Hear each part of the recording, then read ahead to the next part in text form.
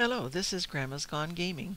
I am bringing you a special Minecraft map that is created using the customization mode. I have created it using size 2 biomes, just barely size 2, and in that size of a biome map or below, you are probably not going to get naturally generated villages. I did that on purpose because I like to use the small biomes to make special villages. As you can see, there's one over there. I spawned in the plains, and there's a village over there, but the first one that I found that I wanted to make was over here, which I now call Cliffside Village. This set of cliffs in the extreme hills look very much like it does now. I only did a little bit to smooth it out and work on it and get it ready to populate it with villagers. Over here you can see that some of the other small biomes. There is a swampland down here. There are several birch forests. There's a full birch forest over there. Extreme hills over there, and some taiga back there, which I'm actually using to make another village right now. No, I'm sorry, I'm using the roofed forest that is also over there. There are more birch forests here, and that is a birch forest hills. Behind over here there is a savanna, which is one of the natural areas that would normally generate villages if there were going to be any, as well as the plains, and there is a desert back over there. I have been over there to the desert, get lots of sand to use for glass, and I've also looted a temple over there, and I have a huge ravine mine over here that gives me lots and lots of resources. The reason it does is because I used the customization options to also make larger fields of gems and special and the ores, because I knew that I would be dealing with the villagers I needed to trade. I gathered pumpkins to grow and make jack-o'-lanterns to use for lighting, as you can see that I have done over this way. Not so much here, but over that way. I got the melon seeds out of creative because I didn't want to go to a jungle right now when I started, and I just like having the melons around.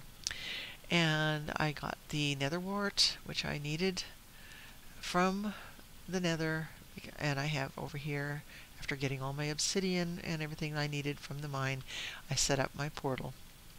It is right next to a fortress. I have looted the fortress, and I've gotten some other things from there, including some blaze rods. I even have a gas tier from killing a gas down there.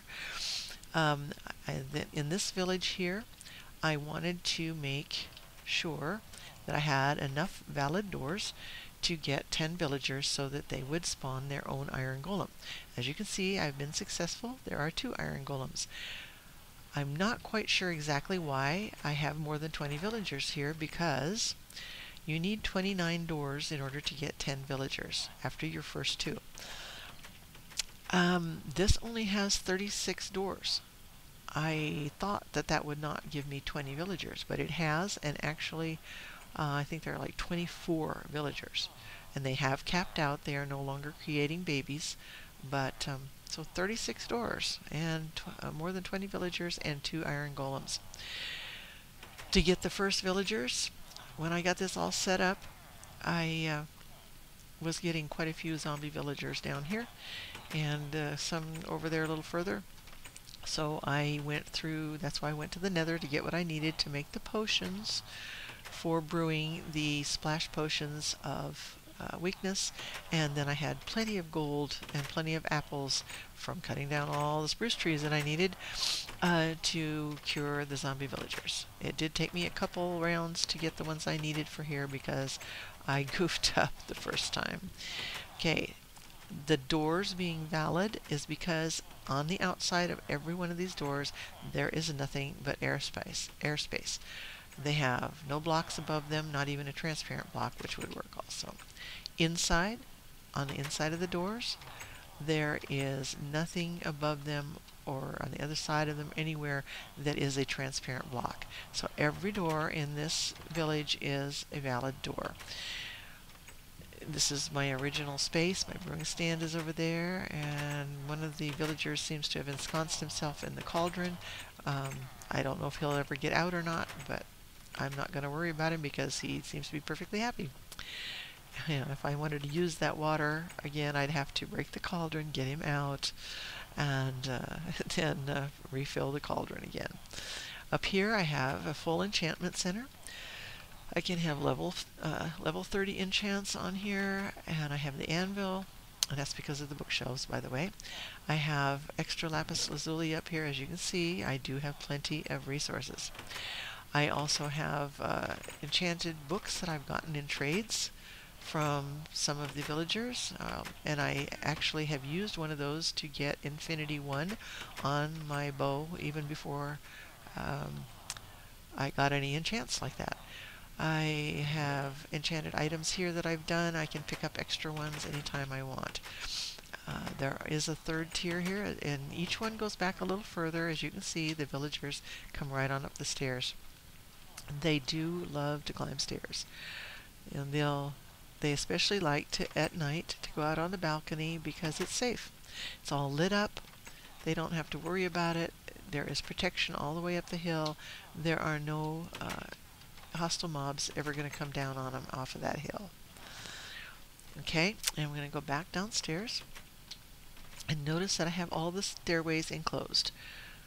That is because the villagers do get a little confused, and if you leave this side open here, they will jump off of there sometimes, and then they do get hurt. It's a little extra ways that they shouldn't jump.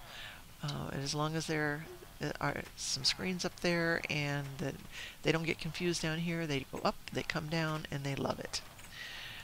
Okay, so I think I did mention the well to you. In here is the farm, which I started, and now the farmers keep it going. Once in a while I come in, as I have done just recently, with some bone meal and give them some extra food. Right now they're not harvesting because all of them have food in their slots. As you can see, this I think is the bathtub. The villagers love to get in here and play around. They'll come in here, and especially when I'm in here.